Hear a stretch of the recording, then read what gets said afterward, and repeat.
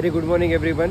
आम्ही आता निघालो प्रयागराजला. हॉटेल भूषणमध्ये थांबलो होतो आम्ही वैष्णवच्या लग्नासाठी. बाकी इंट्रो नंतर देतो. आता उशीर झाला, निघतो 10 वाजले.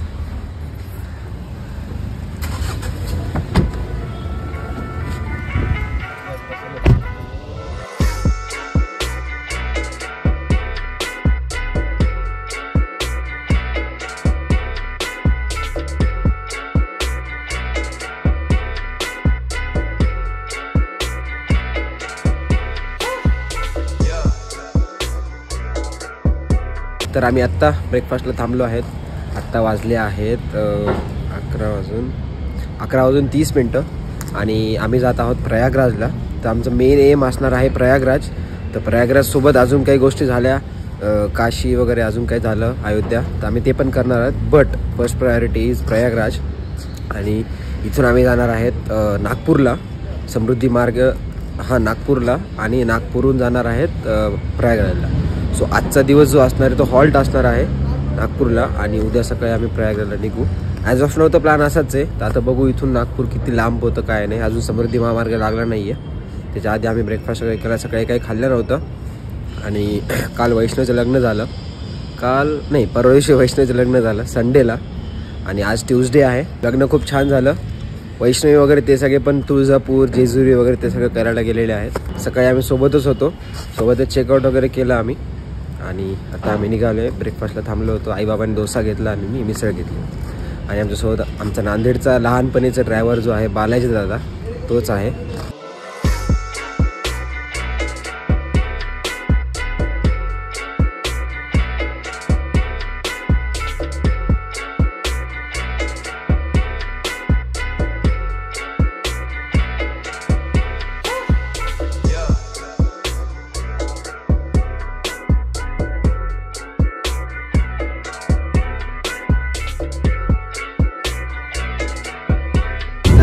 सिन्नरवरून लेफ्ट टर्न घेतला, सिन्नरच्या थोडं अलीकडून, आणि आता समृद्धी महामार्गाला लागलेला आहे.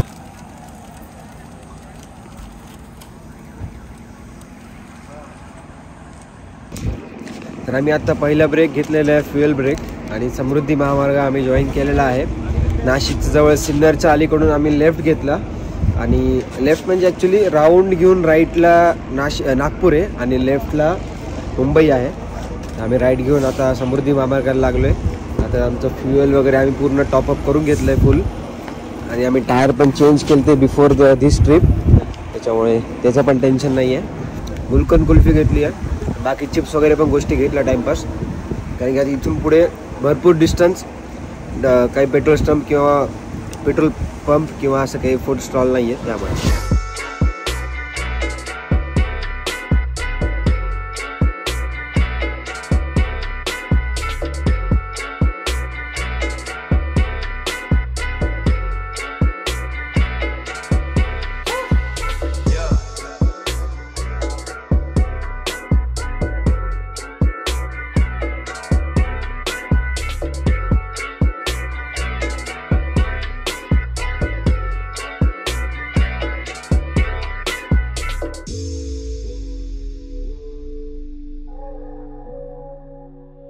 Done with the lunch.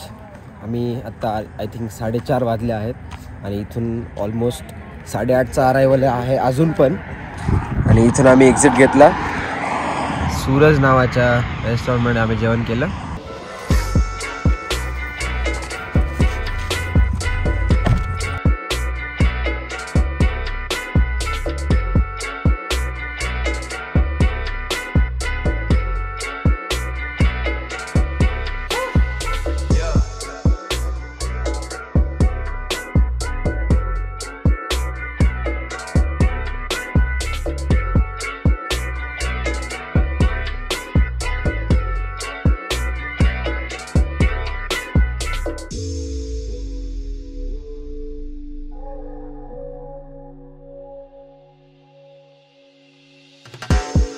तर आम्ही नागपूरला पोहोचलो आहे आत्ता.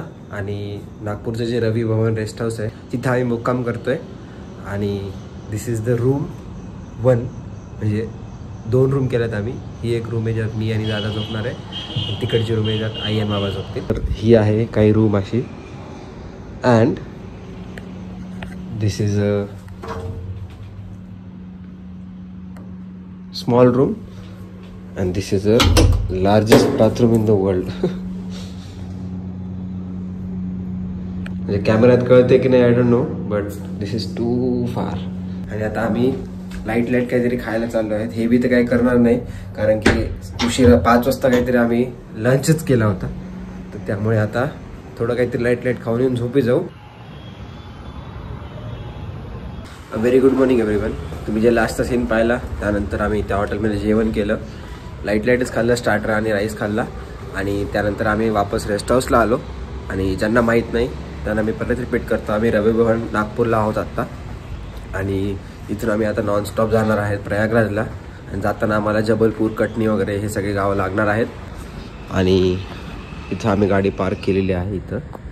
आणि इथं स्वागत कक्ष आहे. या मेन बिल्डिंगमध्ये आमची रूम आहे. इथं एक रूम आहे ही वाली, आणि इकडं हे इथं एक सेकंड रूम आहे. तर आता प्लॅन तर असाच आहे की नॉनस्टॉप जायचं. रस्ता जो आहे तो 12-13 तासाचा दाखवतो आहे. सो लेट्स सी जेवढं होईल तेवढं आम्ही कवर करू. आणि आजचा आणि कालचा ब्लॉग मी क्लब करून टाकणार आहे ॲज यू नो. आणि तुम्ही सेकंड रूम आई बाबाची जी रूम आहे ती पाहिली नसेल, ती तुम्हाला आता दाखवतो. ती पण खूप ह्यूज आहे अशी रूम. ही 3 नंबरचा कक्ष आहे त्यांचा. सो ही this is a hall, then this is a bedroom, this is a changing room. आणि इथून आतमध्ये गेल्यानंतर hugest washroom in the world. So we have a plan की आम्ही आमचं जे सामान आहे ते आम्ही एकाच बॅगमध्ये ठेवणार आहेत 3-4. त्यामुळे मी आता खाली बॅग घ्यायला आलेलो आहे.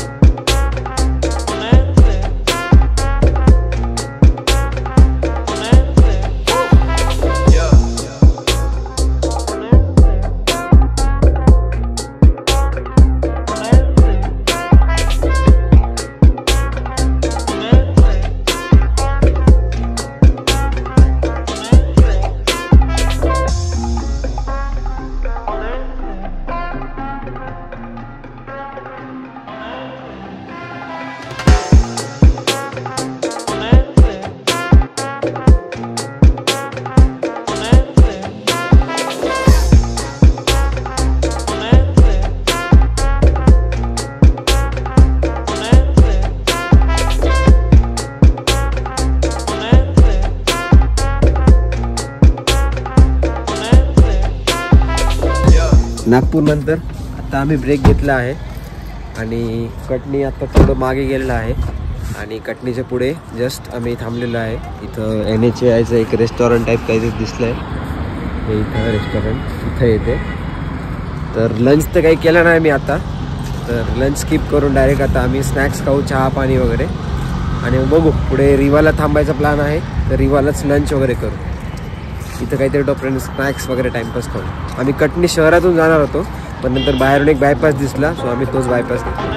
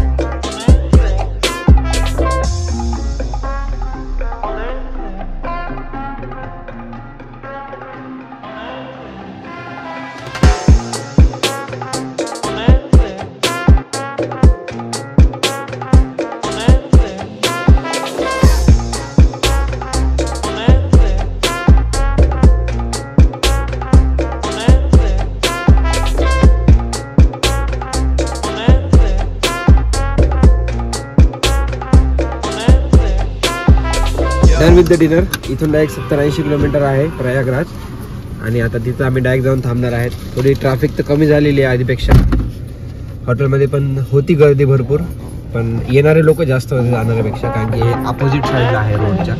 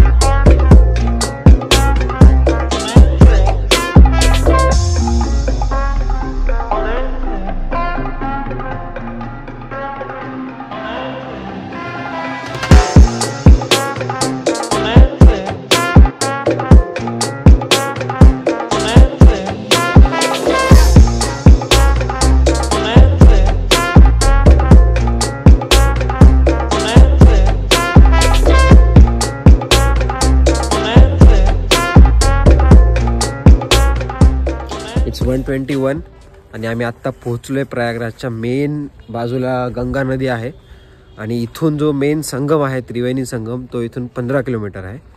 तर तात्पुरता आम्ही हे टेंट, हा जो टेंट दिसतोय तुम्हाला इथला, मी आतून दाखवेल नंतर, हा टेंट आम्ही सध्या बुक केलेला आहे आणि इथंच गाडी लावलेली आहे आमची आणि इथून एंट्री केली आम्ही. इकडून सरळ गेल्यानंतर सेक्टर 9 आहे आणि इकडे या साईडला तुम्ही गेल्यानंतर सेक्टर 10 आहे. तर आता काही कळणार नाही आणि आता गर्दी पण काहीच नाही बिलकुल रात्र झाल्यामुळे.